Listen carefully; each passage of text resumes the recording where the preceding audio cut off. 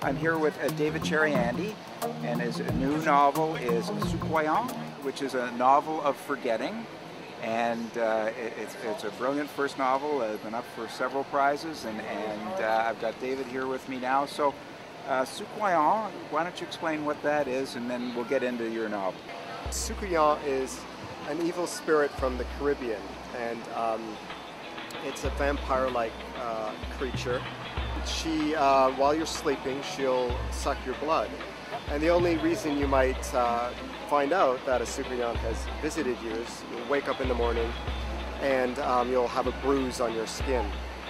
And the reason I chose it as a title for my novel is set in Canada, but it looks back to a past in the Caribbean, past that might be on the verge of being forgotten. And I thought the Soucouyant was a good figure to represent being haunted by an elsewhere past. I had a grandaunt who suffered from dementia, and that motivated me in many respects to write this novel. First, just the existential sorrow of watching someone, unbecome through dementia. That was one matter, but I also was struck by the larger question of cultural memory. What happens to these stories, often ordinary stories, sometimes extraordinary stories, that stand in danger of being forgotten in the sort of context that I explored, really immigrant and post-immigrant life. Right. So that the mother is from the Caribbean, she experienced things in her childhood that she consciously repressed, maybe wanted to keep a secret, and now, ironically, in this state of dementia, she's forgetting to keep those a secret. She's forgetting to forget, and now, accidentally uttering these secrets that she'd hoped to repress. Yeah.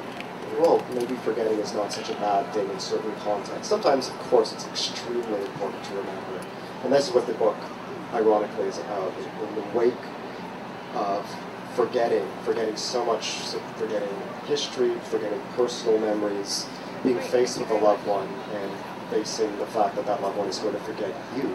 And so the son is trying to figure out, what do these stories of the past really mean? Are they worth remembering? Is it maybe better to forget certain stories? In the context of the son witnessing the increasingly severe state of dementia that his mother's in. And so he's often offering his own theory of forgetting. And it's not the answer to the novel, it certainly isn't. But it's at that point, this is what he makes of forgetting. Maybe forgetting's not that bad, but what if the way forgetting works is you forget something that's painful? Yes, I'm going to forget that. But what if you forget to forget the painful thing? Does the painful thing come back? And there's an ultimate secret, isn't there? A special secret? There is, yeah. There's an ultimate secret that makes it difficult to see anyone in the novel as either a victim or a secret that makes us all complicit in sort of almost the nightmare of history or the difficulties of the past. Yeah.